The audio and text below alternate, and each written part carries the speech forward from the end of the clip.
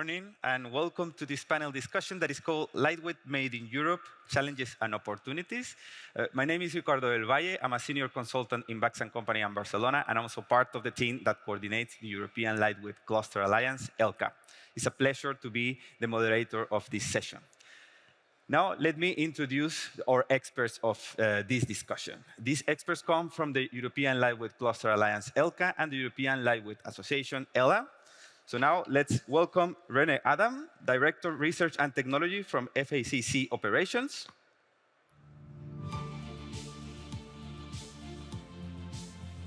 Hi, Dr. Thomas Hipke, Head of Main Division from Fraunhofer IWU from Germany.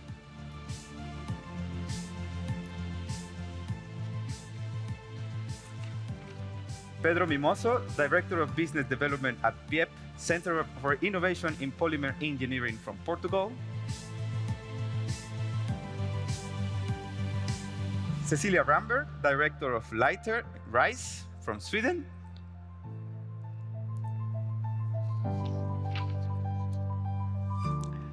Dirk Vogel, Managing Director of RKW Sachsen from Germany.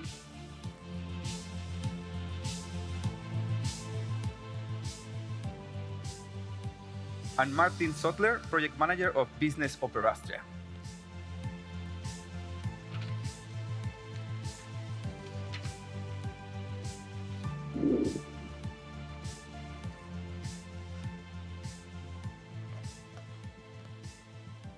Welcome to all of you to this panel discussion of lightweight challenges and opportunities for the lightweight made in Europe.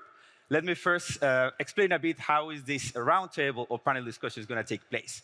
So first of all, there's going to be 3 questions in the discussion. What I will do is actually, I will be, thank you very much. I will be using some slides for supporting the answers of the experts. So let's go now to the first question, which is, what is the economic and sustainability potential and impact of lightweight technology made in Europe? Let's now divide this question in 2 aspects. The first one is on the economic impact. Martin, you were involved also from Business Oper Austria in the development of a recent study that assess or evaluate the economic impact of lightweight. What can you tell us about this? Well, I think everybody in this room can agree that lightweighting is important. But we were wondering, how do we measure importance? How can we state the importance towards policy making, for example? And that is why in last year we were carrying out a study on the economic impact of lightweighting in Austria for the first time, we believe even worldwide. That came with challenges, obviously, because there's not really a sharp definition of lightweighting. Since it's a cross-cutting sector, and there was no method available. So what the authors of the study did was to create a so-called satellite account, a statistical method that is also used in tourism industry, for example. And the results were pretty remarkable. You can see it on the screen. If you calculate the direct gross value added, the lightweighting sector contributes to 9.4 billion euros, or a share of 2.65%. If you include also up and downstream activities, you end up even at 16.3 billion euros, or 4.6% share. Converted into jobs, the lightweighting sector contributes to 77,000 jobs in Austria, or including, again, up and downstream activities, even 186,000 jobs. So what does that mean? If you compare it or rank it, the lightweighting sector is bigger than the sector of mechanical engineering, for example, in Austria, and even bigger than the building sector. And both of them are still also very important sectors in Austria. That indeed is, that already shows the big potential from the economic point of view of lightweight. That's clear. Pedro, what can you tell us from the side of Portugal also? What is the perspective from there? So Portugal, quite naturally, is a country that has a lot of tier 2 players there. So typically they're dependent on OEMs, tier 1s, but we have some shining cases of investment on lightweighting. I've been around Jacques yesterday. I've seen a lot of pressure vessels. So in 2004, we had our first company investing in lightweightness in pressure vessels. And so it had a big impact on that company. So you're talking about, nowadays they produce roughly 20,000 pressure vessels per day. Of those, roughly 10% are composite nowadays. So in 2004, they started doing low pressure vessels. They doubled that in like 5 years. Now they're doing high pressure. They're part of the Worthington Group nowadays. We work with them. They're one of our associates. And it had a big impact. So we're talking about roughly 10% of the revenue with a small investment at the time. So at the time, a small investment turned out to be a great source of revenue for that company. So a great input on the company daily. Also, an important thing I would say is it allows a company to keep up with today's industry. We're talking about hydrogen, for instance, nowadays. We're talking about mobility for sure. And if they kept on working with steel, so I think they would, nowadays, they wouldn't be part of such a big group and wouldn't be talking about today's transition for climate energy. I think yesterday we had also a presentation from Werner Loscheida from the German ministry, and also it's quite clear how already lightweighting is identified as a key enabling technology with impacts on the economic, but also on the sustainability. Cecilia, on the side of the sustainability, we know that lightweight is already contributing to the United Nations goals. What can you tell us about it from your perspective? Yes, it's very important when you work with the sustainability issues that you have a holistic view on them. And historically, lightweight has addressed the climate threat. But as we've done a European great study on the environmental impact of lightweight in a more broad perspective, we find that lightweight addresses 13 out of the 17 United Nations sustainability goals. And that is of great importance to show the force and the possibilities of the enabling technology of lightweight. I think that out of these 13 goals that lightweight can contribute to, the 6 of them are more important than the others, and that you can see on the slide now that it is affordable and clean energy. That, of course, is very important for instance, wave energy and wind energy with lightweight technology. It's also decent work and economic growth. And as we've already just heard, the economic growth is really, lightweight can really contribute to that. So it is, within the sustainability, there is also an economic aspect, of course. The number 9 goal is industry, innovation, and infrastructure. And here we see maybe the heart of lightweight contribution, where resource efficiency, as far as material efficiency, energy efficiency, is the heart of lightweight. There is also a contribution to sustainable cities and communities, where the building industry and the infrastructure industry can really contribute from the resource efficiency of lightweight. And then 12 is responsible consumption and production. And of course here, we will have to develop the circular value chains within the coming years to really enforce the sustainability of lightweight. And 13 is the heart where we started off in the climate action. And I would like to just finalize by saying that lightweight has the possibility to have a domino effect. If you, in every part of your work, really work with material optimization and energy optimization, you will get it better and better and better all the way. So it is a positive spiral that you get into. Thank you, Cecilia. Indeed, the circularity of lightweight is nowadays one of the main challenges. Thomas, Fraunhofer is a leading institute in Germany. What can you tell us on the sustainability aspects? Yeah, I see it in the same way. Lightweight design have only a chance in the future when we combine it with sustainability. We have to deal with natural fibers, bio-based materials or recycling materials to create real circularity, not only virtual. We have to solve the problems, for example, disassembling with hybrid materials. When we don't solve these problems, nobody will use hybrid materials, because at the end, you have a problem of recycling. And the next point, I see a lot of very, very nice carbon fiber solutions here on the fair, but the CO2 footprint is very, very bad. And this is also a point what we have to go on the next time. In Saxony, Germany, we create just now a pilot plant where we produce carbon fibers with 100% green energy. And the target is to reduce the CO2 footprint by 50%. And this will help the carbon fiber industry to become more sustainable. This is one of the solutions, perhaps. Thank you very much, Thomas. And from the side of industry, René, what can you tell us? What is the perspective of industry in terms of the sustainability of lightweight?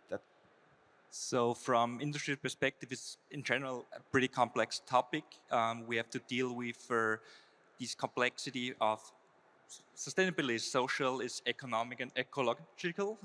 We go into this topic of circular economy, reusing thermoplastic materials, bio-based fabrics, bio-based resin systems. But when you look, and FSC is dealing in the aerospace industry, when you look on the CO2 footprint during aircraft lifetime, you will find different numbers for sure, but it ranges from 85% to 95% of CO2 during lifetime. So we can deal with circular economy and reusing material at all, but at the end we have to ensure that our products are very light. And this complexity will pop up is we can use maybe bio-based material, which maybe they are more expensive, maybe heavier compared to these high performance materials we use right now. But maybe we can use higher performance material, reducing the weight significant. Over lifetime of the aircraft, we generate more impact. So we deal with this complexity at the moment and try to find the right path. Thank you. I would like now to go, now that we have seen that it's clear the economic and the sustainability impact of lightweight, I would like to go to the next question, which is, how can European lightweight technology remain competitive at a global scale? We have big competitors in the world. How the European lightweight can remain as a key in the world, on the forefront? Dirk, what can you tell us about it from your perspective? Yes, of course. At first, to answer your question, we have to look at what are the forces in Europe. And the first is we have a large scale of education from people and in a variety of material education as well as process education. At second one, we have in Europe, compared to a global scale, in a very short distance, lot of R&D centers. It's same thing, R&D in material, R&D in process, R&D in product development. This is a little bit unique compared to global scale. And the third one is the old tradition of SME companies. So we have a lot of companies that are able to try out new technologies. What we have to do now is to focus on product and process with less energy, with less material, material that can be found local, raw material that can be found local. And based on these elements to produce new products and to create new processes.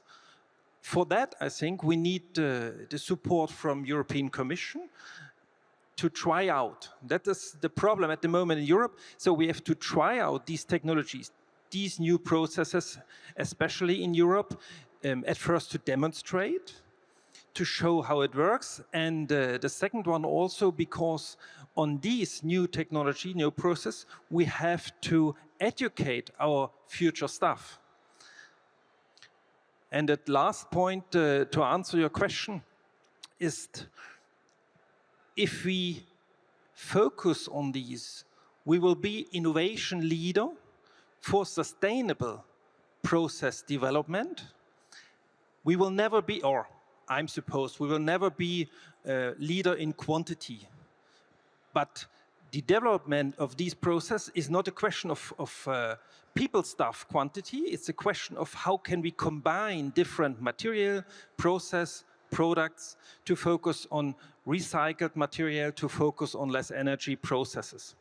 And everything together could push us to be a leading region in the world on sustainability based on lightweight technologies. Thank you, Dirk. Indeed, now you can see, for the audience, you see in the slides where we discussed before with all the panelists, what are the challenges that European lightweight is facing, but at the same time, what is the unique selling propositions? How can European lightweight can remain more competitive? So you see there are already different aspects that have been identified. Cecilia, also RISE is a leading institute working on lightweight for quite some years. How do you think the European lightweight can remain competitive? Well, I would like to stress here the importance of working cross-sectorial to try to speed up the innovation process by letting different industrial sectors work together on solving problems within the same area, but for different industries. It's been very fruitful, the discussions we've had cross industrial sectors. And of course, lightweight technology is also a multidisciplinary area. So trying to work with all these dimensions all the time takes some extra time, but in the end, it gives us possibilities to develop radically lower weight products, which we need to do. So I would say if you have like academic networks that are multidisciplinary and working cross-sectorially, industry works cross-sectorial and academy works multidisciplinary, and you try to interact between the two of them, then I think we can reach success faster. Thank you, Cecilia. I would like also to connect now this slide on challenges and the unique selling propositions to the next question, and is how lightweight products and technologies made in Europe could gain visibility and be implemented more quickly in global markets. I think it's, again, related to the competitiveness of European lightweight, but in this case, gaining visibility. Pedro, what is your view on these aspects? Sure. So we're talking typically, when we're talking about lightweighting, we're talking about high-intensity technology products. So we're talking about aeronautics, we're talking about space, we're talking about automotive, mobility, energy. So quite naturally, these are highly influenced by policy. So we're talking about bilateral relations between the European Commission and other regions of the globe. So that starts there for sure. We've seen before how the European Horizon Europe programs work and how they affect R&D development and how they affect dissemination, okay? And there are a number of programs that address cooperation, interregional cooperation for sure. And I would start with that one for sure. So there's government, policy and government there for sure. So strategies are defined. Now, again, clusterization is also really important. We're talking about ELCA, right? So we're doing a lot of work there as well, and value chain formation. We've talked about this before as well, even in our internal discussions. I think value chain is really important. So in terms of composites, we're talking about value, return on investment. Value chains, Cecilia was saying, we can do it locally. We can do it on European projects to start with, for sure, but we can do it locally and replicate what we're doing on European projects or enhance what we're doing on projects. And though we can do it locally, regionally, and interregionally. So we're talking international, where we have cooperations with Turkey, we have cooperations with Brazil, and quite naturally, that's really important. We have cooperations through ELCA and ELA with India, for instance. We've done quite an interesting work on that. And so I think we can share experiences and share pilot lines, share strategies and methodologies that we can use locally and that are usable in other regions of the planet. So if we do show them the results of where we're applying technology, if it's return on investment, if it's assured, I think the intake is very, very easy. And so there's dissemination of the technology for sure. Also, I would say in terms of human resources, that's really important. We have a number of cooperation programs, I mean, globally. And those, when we do have these projects that are defining strategies worldwide in terms of sustainability, in terms of lightweighting, I mean, we do have PhDs for sure. We do have people coming over to work on these technologies in our organizations, right? We do that in Portugal as well, at PIEP as well. And I believe in every other organization here, we do have international people working there, and some of them go back to their original regions. They do implement technology. They do dissemination. They do know due to their background, they do know locally how they can implement this technology efficiently. And so that is also very interesting. And apart from that, also, we are lucky to receive people from other countries that are working on technologies. Highly skilled human resources are so valuable in our organizations. So I think it's a give and take for sure, a win-win situation there as well. Finally, I would go with I was talking about clusterization before, so OEMs define strategy as well. Naturally, as I was saying, return on investments is important, but OEMs define strategy. Tier ones work with those as well. In our clusters, we do have access to those. We can highly influence them, and that they do have a global impact as well. And so I think part of the strategy is showing how efficient use of technology it can be done. We can quite naturally use some of our local resources to do that. We should assess global resources, as was mentioned, but local as well. So what I'm saying, we do have to adapt to those, but a final take would be also on having existing infrastructure, taking advantage of it. So I've been talking with Turkish partners recently, and one of their takes was, well, I would love to implement some of your materials, I would love to implement some of your technology, but I need to do it on my existing infrastructure because the investment is so high.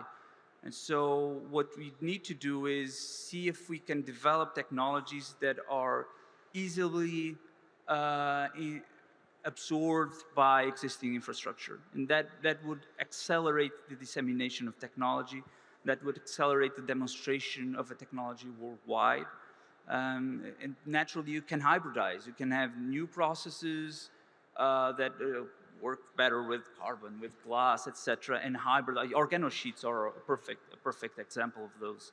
For instance, you can use a typical injection machine. You can get composites, and use an existing infrastructure for a completely new part, for sure. And so I think these are a wide range of strategies that we should use to disseminate what we expect is a technological advantage of what we're doing daily. Pedro, now I'm connecting with your answer. I know you work quite close with companies in Portugal. Is that gaining visibility of the lightweight products, technologies, is this something that they focus on? Is one of their priorities? Or is this still kind of a need to raise awareness and probably raise acceptability? Is this something in Portugal companies? Sure. So in Portugal, we're a big mold manufacturer for the automotive industry, for sure. Automotive industry is real, so because of electrical mobility, is really interested in lightweighting. It really adds to the product, really. And so companies are really interested. I've seen a couple here at JEC, actually, are really interested in showing capability on lightweighting parts. Naturally, it's a company, those companies, most of them depend on OEMs, for sure. But worldwide, I mean, energy, for sure. We have a number of wind manufacturers, wind blade manufacturers there in Portugal. So We've seen wind blades grow, up to 100 meters long wind blades right nowadays. They're changing the materials. They now are introducing more carbon. I think it's a national effort on that. And we do have national programs from the resiliency program as well that address lightweighting specifically, naturally incorporated with sustainability and decarbonization. But I think it's a national effort for sure. And I believe the industry itself is investing heavily on those. Yeah. Thank you, Pedro. I saw there that you agree on many of the statements said by Pedro, right? Would you like to add something? Yes, of course, but also the target changed. If you remember a little bit earlier, we said, okay, the wind yields in carbon is fine. Today we say it's not fine because recycling is not solved. So what we have to do is to focus on the whole value chain, including that. Or I give you another example, you know it well, is BMW with the first EV, has very small tires because they thought it is important to reduce the impact of the tire. Today, couple of years later, it's not necessary because we will recuperate energy. And this target changed, and the development of lightweight material has also to follow up this changement to be comparable in the world. Thomas, what can you tell us as well from your side on this perspective? Before I answer, I have a question to Pedro. Please go ahead. Yeah. You said 100-meter wind blades. Are there a solution for recycling of these blades? Well, not yet. So you use part of the fiber that you wasted on production, and we're trying to do local circular strategies to take advantage of that fiber. Everything else really. So I know there are R&D initiatives on thermoplastic resins, and that would allow for quick intake of those materials, for sure. Okay. We have one company that recycles wind blades into furniture, but I mean, in terms of value of the raw material, it's not great yet, right? But if you start implementing thermoplastic resins, if you recover some of the epoxy, there are a number of programs in Europe in terms of recovering epoxy. I think it's doable. It's one of the largest landfill generators in the world. So I think it has to be addressed in a number of ways, and not just one, a number of ways. And I'm pretty sure that locally we start with the low-hanging fruit. I mean, there are dry fibers available. There are a number of plastic recyclers that need those fibers. We are trying to do that intake, start with that, and then start with everything else, so large structures. So I think we should start small, fast, and then in parallel address everything else. Okay. Well, now I come back to your first question. Thank you. How we can work in Europe better together and create advantages for us and for our employees and our companies. I see that we have worked very intensive together with the industry, and Fraunhofer do that in a very intensive way. We should hear what are the problems in the industry and develop a special for that problem a solution. Sometimes you see you have developments in the universities, institute, and then they go to the industry and ask, would you have it? And it's not the right solution. First is to find out the demands of the industry. And I can bring two nice examples where it runs very effective and very good in the past. The first is aluminum foam. It runs not so good with this fair, but it's a very interesting lightweight material with a lot of pores inside of aluminum, with density between 0.5 to 0.8. And we have sold this technology 2015 to a German company. And then we helped them to growing up the manufacturing. This is not, I would say, the conventional research work, but it helps to growing up a company and to have employees in that field. And they run now 8 years, very successful in the market. This year, next year, we do the same with a company from Turkey, 5 times bigger, I would say, a very big metal film company in Turkey. And this is what we see and what is a very nice cooperation and brings also an effort to Europe at the end. Second example is we have on our booth here, very close to the convention center, a 3D printing system for lightweight plastic parts, which is very, very fast, the fastest 3D printer in the world in moment, because of a very fast extrusion unit and a very fast table which move the parts. And there we have also found engineering and sales company in Chemnitz, Germany, and work with a lot of European companies together to set up or to adapt special solutions in every company. Germany, Switzerland, for example, Czech Republic, and in Italy, the CMS creator, what you see here on the fair in Hall 6, is developed by Fraunhofer and comes now to industry with an industrial partner. This is very nice examples, not always run so good. These were nice examples, which also helps at the end to European community, European industry to growing up. Thank you, Thomas. René, what could you tell us from the side of industry as well on this part, on how can lightweight products made in Europe gain more visibility? So from industry perspective, it's necessary to really transfer the knowledge which we generate in the academia or in our network into the industry, because there is the value generated for the company and for the economy. So I think we should be clear what we want. We should be focused where we're heading to.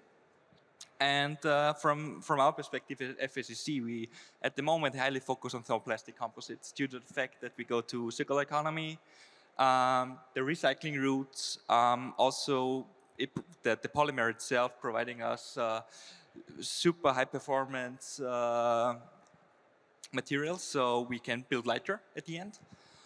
But it's tough because the route at the end is not defined right now. So we have to work with the A2LT, discussing the network at the end, how we can influence as well the government to set the right boundaries for the industry. And then it's not good for Czech, but lightweight means also different materials and as well metals. And it's not just aluminum, it's aluminum, magnesium, it's steel as well. And it's always depending on the product and the application. So the complexity and what we do in the industry is to find for our products we have in our facility the best way to manufacture our components. And that is maybe thermoplastic, it can be thermoset, it can be steel, it can be titanium, it can be aluminum. I don't know yet, but to find the right path, we need also the framework of sustainability, ELCA life cycle assessment, and to take this very early into account. So in my personal opinion, it will not help to do an LCA completely afterwards and say, okay, that's the numbers we found out, and oh, sorry, it was the wrong decision. So we're setting a framework up and a methodology which gives us very early in the concept phase of a product an indicator where different concepts behaves in the field of sustainability. It's not just CO2. It means social sustainability, it means also acid in water, it means energy consumption. So it's a whole field what we have to take into account. And to understand this complexity, we need academia, we need our network, we need industry partner, and we need more or less an interaction also with our competitors, because the only way to do it is to make the cake bigger for all of us. So we have to work very, very closely on European and national level. Thank you, René. I would like to connect a bit the answer, one of the comments from Pedro with your answer. You mentioned the importance of the circularity, or that on the circularity of materials at the industrial level as well. And I think Pedro mentioned the need for highly skilled workforce. Is this something, have you identified that there is still a lack of awareness on how circularity should work in industry? Is still a lack of skill from people working in the industry? What do you think? In Austria, and I think, I don't know how the situation is in other countries in Europe, but we're facing a difficult situation in the field of plastics engineering, mechanical engineering at the academia. So the number of students dropping since years. So we're struggling finding the educated people. So we are a company. Aerospace is international business. So we have 42 nationalities at FSSC. And we source our people from all over the world, because it's not possible anymore to have these high educated people just in Austria nearby FSCC. But yes, it's very, very important to have this knowledge there. And also it comes more and more to think more in this circularity, sustainability, and what does it really mean. So our clear target is not to talk too much about this topic, because we want to prevent greenwashing. And this topic of greenwashing, marketing, and everything is sustainable will not help us at all. So we should be focused and take this topic very seriously. Thank you, Rene. I don't know if from the other panelists, we have different countries among the panelists. I don't know if from Germany, Portugal, Sweden, do you also recognize this same problem? We're accepting applications from the audience, so it's that bad. Sure, even in Portugal. So we typically had a number of companies coming to Portugal on IT and engineering for sure, due to available personnel, right, in universities, etc. Even in Portugal nowadays, you start to notice a lack of engineering staff and IT personnel. So that's, I think, throughout Europe, I think the problem will remain the same. It probably get worse, probably. So training is going to be fundamental, and cooperating with other regions is going to be fundamental in order to get highly trained staff. Maybe I want to add, because we have this multidisciplinary topic of circularity. So it's nice to process materials, it's nice to process thermoplastic material, shred it down, and go into injection molding. It's a route since years. But now we have to, in aerospace specifically, we have to ensure that we have always the right performance of our product. So we have to as well understand digitalization, how we manage supply chain, how we manage material flow internally. So it's multidisciplinary. It's not more enough to just understand plastics engineering. We have to understand as well other disciplines. Thank you for those comments. Dirk, do you want to add something? No, I'd like to add just something. We changed from oil-based plastics to bio-based plastics insofar, and we are concentrated in quality, constant quality for application. But at the moment, we have no framework. What is the sustainable impact? So we have REACH for chemical. We will have CO2 impact as well.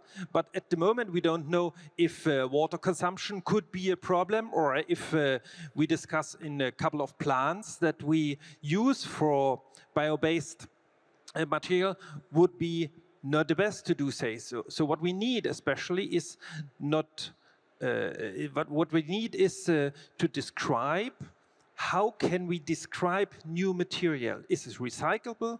What is water? What is CO2? What is REACH? To know if the development, if one finished, we can put in products. Thank you, Dirk. I don't know, Cecilia, if you also recognize a bit these similarities from the side of Sweden. For example, I know that you're involved in the lighter Swedish program. Well, yes, I would like to stress the lack of material recycled volumes, because then we can maybe cooperate in a European level to create. You have to have a reliable material supply, and if that's supposed to be recycled, those flows needs to be built up all over cross-country, cross nationalities, and that's a very big challenge for us all. And I think that Europe maybe can take some very important steps within the next coming years here. In Sweden, of course, we're very focused on ultra-high strength steel and aluminum, but also composites. And you need to build up those circular value chains and make sure that you can reuse it and have the right quality. I think that's the biggest challenge for us in Sweden, rather than the lack of competence. Thank you. Thank you for this. Pedro, please. I would add that we have one point that I think it's important on terms of quality. It's a digital transition.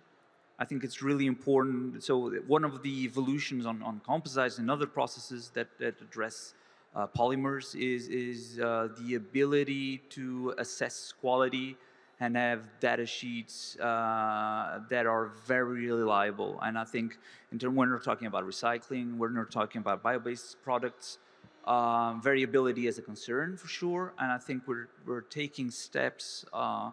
We do it on extrusion, we do it in injection molding, we do it on composite manufacturing, raw materials like prepregs. I think it will be a concern, and we'll definitely need to address this as quickly as we can, because we need online data to adjust to those variables on these types of materials.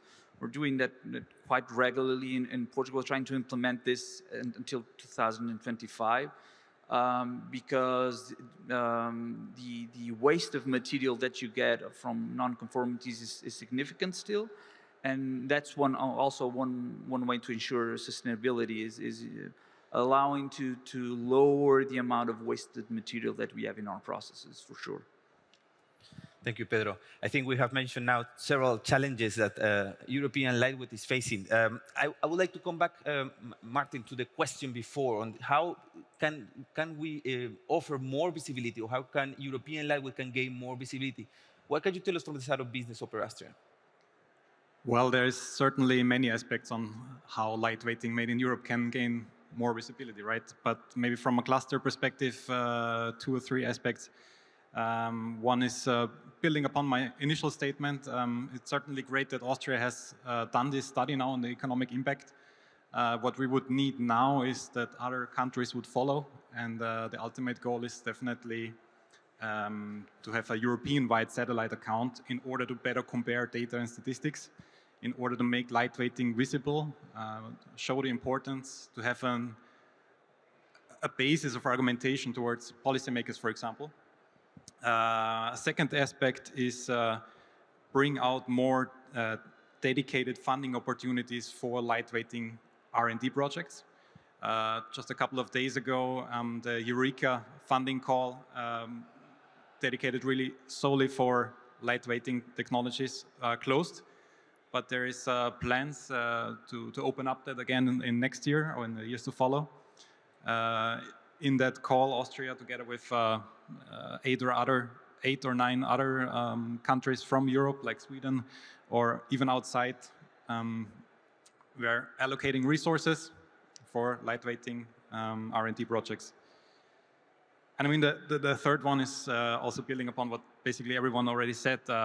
Think circularity, like closing the loop, is really important, because this is at the moment potentially limiting the growth of the composite industry, right?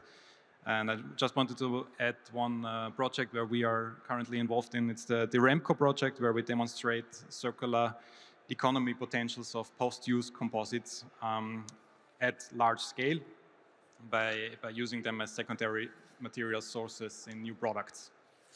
Thank you. Thank you very much, Martin. Wanted to add something, Thomas?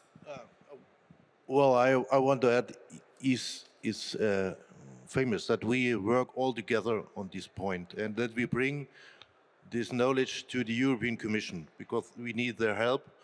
And it's fine that we're sitting here with ELCA, ELA, and the LIDAR network, and there's Gunnar Merz from Composite United. Hello.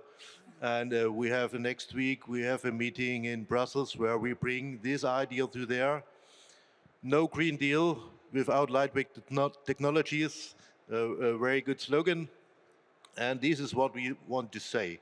This is a famous technology, we need it, we have a lot of industry to that, we are strong in that, and we can be strong on future when we get a help from European Commission.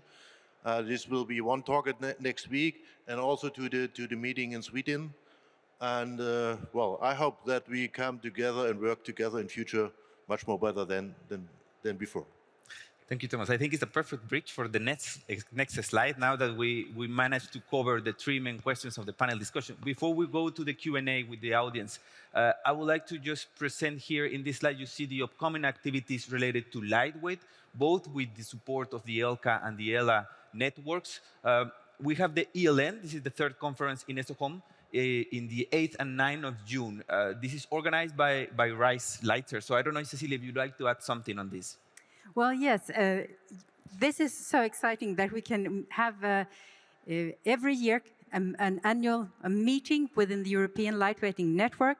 And we're really both, of course, asking for help from the European Commission, but I also think that we are helping Europe to implement the Green Deal, which we really need to do very quickly. And lightweight is a strong enabler here, and we need to show how. And this meeting is a high-level meeting on the 8th and 9th of June in Stockholm, and we are inviting all interested European countries to join. We are really looking forward to the interesting discussions and to enforce the European cooperation within this area. Thank you, Cecilia. I would like to mention as well that there is other activities coming up. This is the Advanced Materials Initiatives 2030, what Thomas just mentioned from Composites United, no European Green Deal without lightweight technology in Brussels next week, and also the Lighter International Conference in 2024. So these are the main activities. Thank you very much for your comments on the questions. Now we have some time for Q&A from the audience. So if there's any question from the audience, please raise your hand. We'll make sure you get the microphone. Is there any question to the panelists? If you can please say your name and your organization and then your question, please. Hello, Emma Arusi from Buxton Company. Yeah, a while ago we wrote the circular economy blueprint for composites with UCIA as well, which is also going to be at ELN. And one of the main outcomes was that there is a lack of alignment of how to address circularity very early in the design stage of components, let's say. And yeah, that this alignment is now lacking and that you need to look at impact and as well as feasibility. Now, you stated that you also do this, like instead of doing an LCA, at the end, you already addressed the methodology at the beginning. Do you have any method that you use that is out there in the open? Is there something that you recommend, or is this something that you have developed indoors? And if you developed it indoors, are you sharing it, or are you planning to share it with the rest? We developed it in-house. There is, what I know, no real early indicator. The problem or the challenge you're dealing with is upfront you have no data. So you just have historic data from your previous products, but you have no, and it relies just on historic data what you have in-house. So you are not able to process a real SCA very, very upfront. So it's just an indicator giving you identification where you head in a rough direction. We're doing this in-house and I will not share because it's our USP. But at the end, it's very, very curious for us to do this very early to understand the different paths. Yes, of course. Please go ahead. Within the lighter funding project, the projects that we have funded, they all start out with doing a sort of discussion on the LCA perspectives for maybe 1 or 2 hours with an expert, and we use an Excel tool to identify all the important sustainability issues. And that tool is open to share, and I think that is a good start, especially for small-sized companies that need to find direction in this. Sometimes there's so many issues within the sustainability world that you need to collect them all in one tool, and this I think we found in Lighter, so that's possible to share. So in general, there are two approaches. So aerospace industry is, we have to say this is behind automotive, for example, in this kind of topic. But you can decide you can do the LCA by your own, and then you have to deal with different companies, different competitors, and everybody do his LCA. And the question is to the OEM, how you deal maybe and compare these different LCAs. To have, when you go, okay, supplier scorecards, you have LCAs on board, how you calculate your LCA carbon footprint. Or, and this is what we did in research projects with our customers, we just collecting data and provide this to our OEMs, and they process the LCA in Gabi to avoid any mismatch or something else. And in my personal opinion, this would be the way to be also fair in the market. Otherwise, you have mismatches. So I would add that even now the Commission is trying to implement the Safe and Sustainable by Design framework. So that's basically one tool. So you have a point of reference where you compare everything else. And so with a tool that the Commission is now trying to develop through Horizon Europe as well, hopefully you can compare each option at the beginning of the project, so you can implement eco-design methodologies, etc., based on those choices. That's valid for designs, but for materials as well. So I think that's a big investment on the European Commission that is very interesting, and I think will provide very interesting results for the Commission and for Europe itself. Thank you. Thank you very much for the answers. Thank you. And the question. I think we have time for other question as well. I see.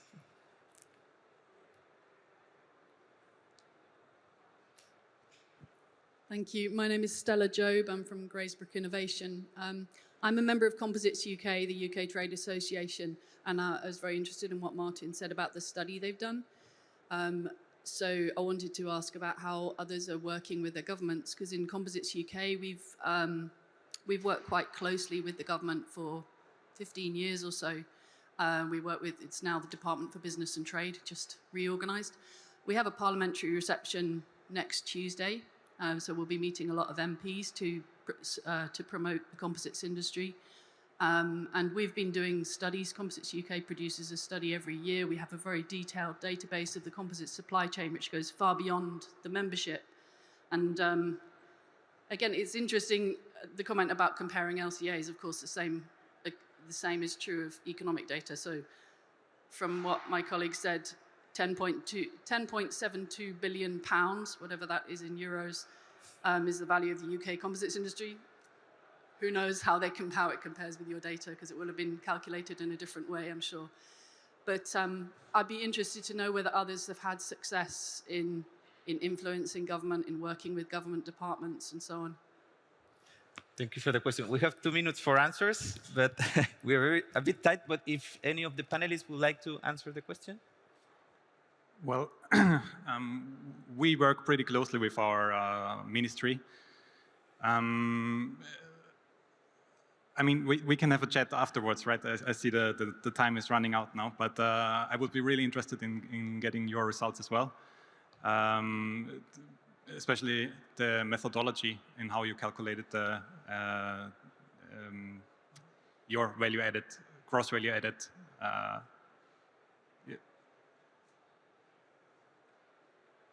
It's not what I wouldn't be the best person to talk to. I just know that it's been done. All right. David Bailey at Composites UK would be the best person to talk to, who you can find on the UK Pavilion. Yeah, let's But connect I'm afterwards. happy to talk to you briefly afterwards. Yeah.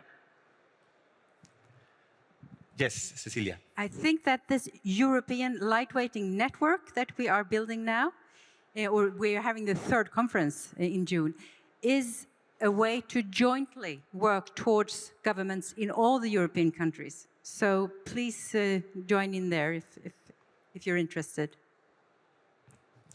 Thank you. Thank you very much for the question. Thank you for the answers. And time is running. It's almost time up. So I would like to thank Dirk, Pedro, Thomas, Cecilia, Martin, and René for being here in this panel discussion. Thank you very much. Let's give them a round of applause. And I believe now the session comes to an end. Thanks, everyone, for your attention, and have a nice day.